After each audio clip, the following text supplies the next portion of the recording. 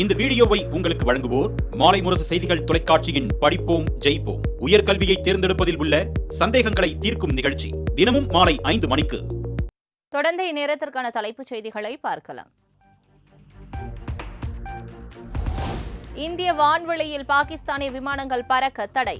பஹல்காம் தாக்குதல் சம்பவம் எதிரொலியாக இந்தியா அதிரடி.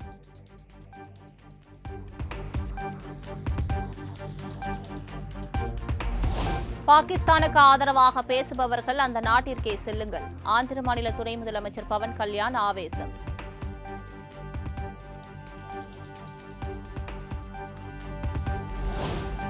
ஐபிஎல் தொடரின் பிளே ஆஃப் சுற்றிலிருந்து வெளியேறியது சென்னை சூப்பர் கிங்ஸ் அணி. தொடர் தோல்வி காரணமாக முதல் அணியாக வெளியேறியது.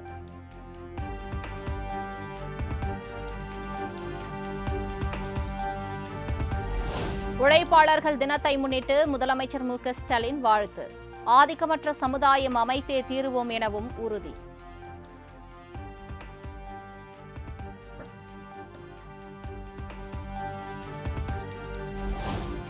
அடுத்த மக்கள் தொகை கணக்கெடுப்பின் போது சாதிவாரியாக கணக்கெடுப்பு நடத்த மத்திய அமைச்சரவை ஒப்புதல். சாதிவாரி கணக்கெடுப்பு வெளிப்படையாக பதிவு செய்யப்படும் என மத்திய அமைச்சர் அஸ்வினி வைஷ்ணவ் அறிவிப்பு.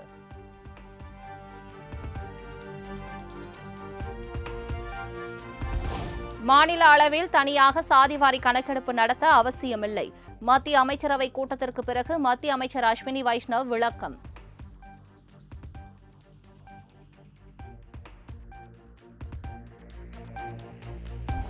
மத்திய அரசின் சாதிவாரி கணக்கெடுப்பு அறிவிப்புக்கு மக்களவை எதிர்க்கட்சித் தலைவர் ராகுல் காந்தி வரவேற்பு. 11 ஆண்டுகளுக்கு பிறகு மத்திய அரசுக்கு ஞானோதயம் பிறந்துள்ளதாகவும் சாடல்.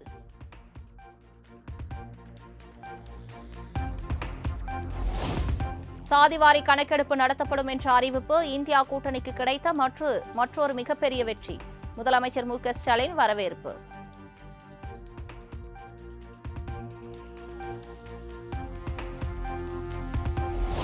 மக்கள் தொகை கணக்கெடுப்பு எப்போது தொடங்கும், அது எப்போது முடிவடையும்? மத்திய அரசுக்கு முதலமைச்சர் மு.க.ஸ்டாலின் கேள்வி.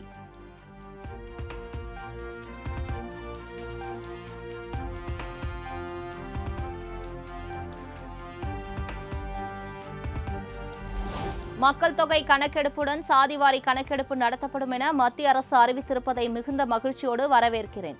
சாதிவாரி கணக்கெடுப்பு நடத்தப்படும் என அறிவித்த பிரதமர் மோடிக்கு அதிமுக சார்பில் பாராட்டு தெரிவிப்பதாகவும் எடப்பாடி பழனிசாமி பதிவு.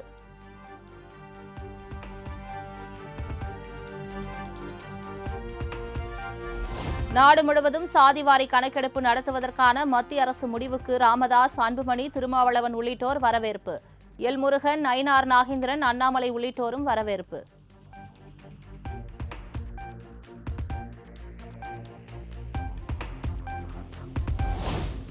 சென்னை லயோலா கல்லூரியில் நடைபெற்ற போப் பிரான்சிஸ் நினைவஞ்சலி நிகழ்ச்சி.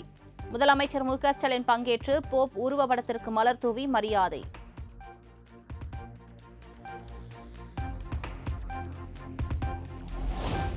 இரண்டு நாள் அரசுமுறை பயணமாக வரும் 9ஆம் தேதி திருச்சி செல்கிறார் முதலமைச்சர் மு.க.ஸ்டாலின். பல்வேறு திட்டப் பணிகளை தொடங்கி வைத்து நலத்திட்ட உதவிகள் வழங்குகிறார்.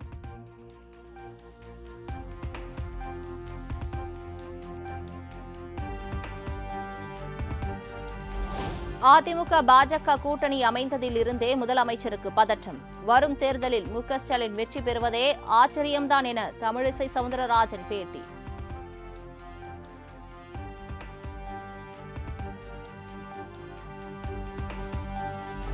தேமுதிக இளைஞரணி செயலாளராக விஜய பிரபாகரன் நியமனம். கேப்டனின் மோதிரத்தை அணிவித்து அரசியல் வாரிசாக அறிவித்தார் பிரேமலதா விஜயகாந்த்.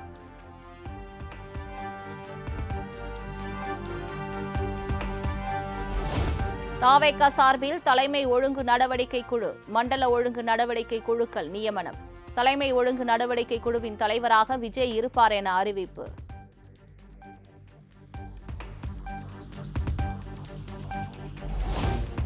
நாம் தமிழர் கட்சியின் தலைமை ஒருங்கிணைப்பாளர் சீமானுக்கு கொலை மிரட்டல். தலை துண்டிக்கப்படும் என மிரட்டல் விடுத்தவர் மீது நடவடிக்கை கோரி சென்னை காவல் ஆணையர் அலுவலகத்தில் புகார் மனு.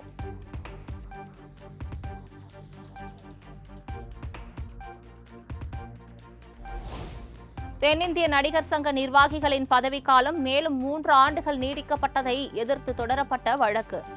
நாசர், விஷால் உள்ளிட்ட நடிகர் சங்க நிர்வாகிகள் ஜூன் 4ஆம் தேதிக்குள் பதில் அளிக்க சென்னை உயர்நீதிமன்றம் உத்தரவு.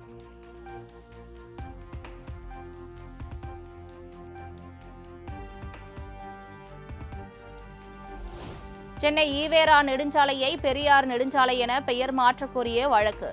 தமிழக அரசும் சென்னை மாநகராட்சியும் 8 வாரங்களில் பரிசீலனை செய்ய சென்னை உயர்நீதிமன்றம் உத்தரவு.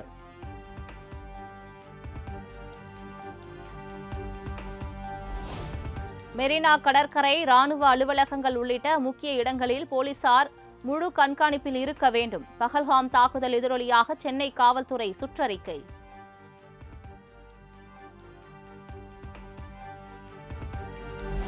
நகைக்காக சித்தி மகளை கொடூரமாக கொலை செய்த இளைஞருக்கு தூக்கு தண்டனை. புதுக்கோட்டை மாவட்ட முதன்மை நீதிமன்றம் அதிரடி தீர்ப்பு.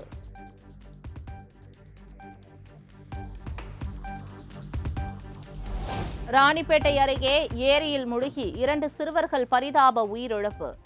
சிறுவர்களின் உடல்களை பார்த்து தரையில் அழுது புரண்ட பெற்றோர் மற்றும் உறவினர்கள்.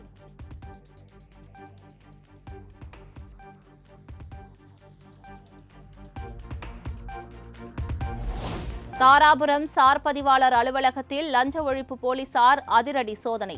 கணக்கில் வராத பல லட்சம் ரூபாய் ரொக்கப்பணம், முக்கிய ஆவணங்கள் பறிமுதல்.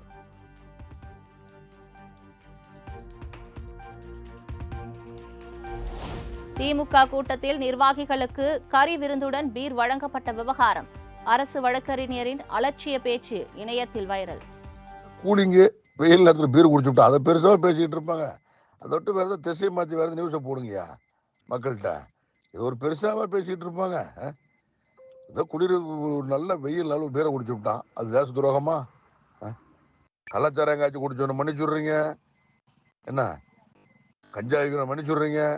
இந்த நல்ல வெயில்னால ஒரு பீரை குடிச்சு விட்டானா அதை ஒரு பெருசாக பேசிட்டு விடுங்க.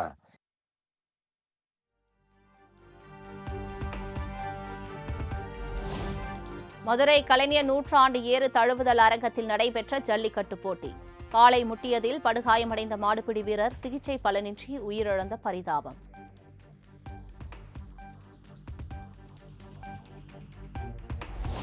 கோவை வெள்ளையங்கிரி மலை அடிவாரத்தில் உணவை தேடி அலைந்த காட்டு யானை. கடைக்காரர்கள் மற்றும் பக்தர்களை அலறவிட்ட காட்டு யானையின் வீடியோ சமூக வலைதளங்களில் வைரல்.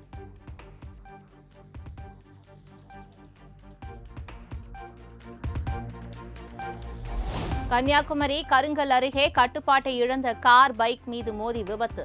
பைக்கில் இருந்து தூக்கி வீசப்பட்ட கணவன் மனைவி படுகாயமடைந்த நிலையில் மருத்துவமனையில் அனுமதி.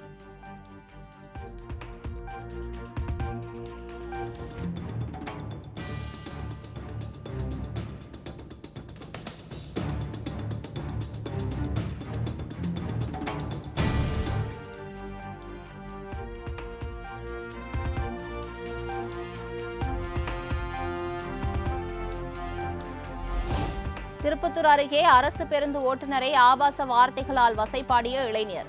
சாலையில் நிறுத்தியிருந்த இருசக்கர வாகனம் மீது பேருந்து உரசியதால் ஆத்திரம்.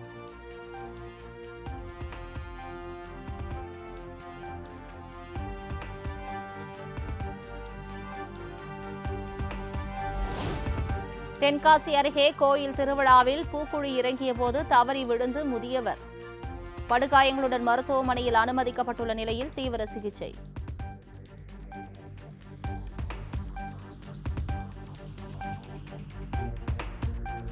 சிதம்பரம் அருகே வெகு விமர்சையாக நடைபெற்ற காளியம்மன் காமாட்சியம்மன் கோயில் குடமுழுக்கு விழா. கோயிலுக்கு சீர்வரிசை வழங்கி மத நல்லிணக்கத்தை ஏற்படுத்திய இஸ்லாமியர்கள்.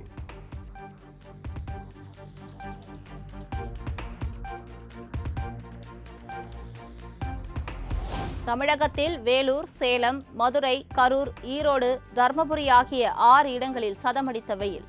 அதிகபட்சமாக வேலூர் 104.9 டிகிரி ஃபாரன்ஹீட் வெப்பம் பதிவு.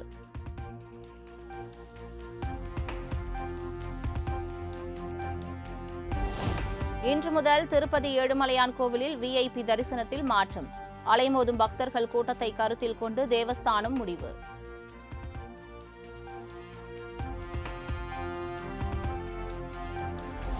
ரஷ்யாவில் வரும் 9ஆம் தேதி நடைபெறும் 2ஆம் உலகப் போர் வெற்றி விழாவில் பிரதமர் மோடி பங்கேற்க மாட்டார். மாஸ்கோவில் நடைபெறும் விழா குறித்து ரஷ்ய அதிபர் மாளிகை தகவல்.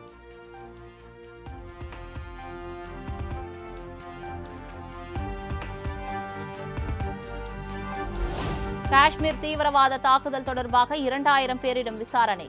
தீவிரவாதிகளுக்கு உதவியதாக சந்தேகிக்கப்படும் நபர்களை விசாரணை வளையத்திற்குள் கொண்டுவர தேசிய புலனாய்வு முகமை திட்டம்.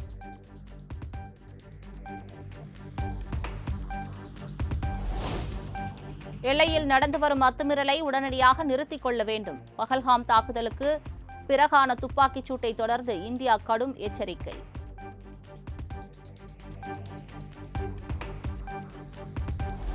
இந்தியாவுடனான பதற்றத்திற்கு இடையே பாகிஸ்தான் விமானப்படை தளபதியுடன் துருக்கி ராணுவ குழு திடீர் சந்திப்பு.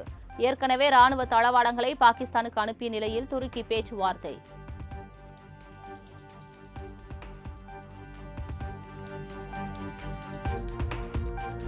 பாகிஸ்தான் முன்னாள் கிரிக்கெட் வீரர் ஷாஹித் அஃப்ரிடியின் யூடியூப் சேனல் இந்தியாவில் முடக்கம். பயங்கரவாத தாக்குதல் தொடர்பாக இந்தியாவுக்கு எதிராக தவறான தகவலை பரப்பி வரும் பாகிஸ்தான் யூடியூப் சேனல்கள் மீது தொடரும் நடவடிக்கை.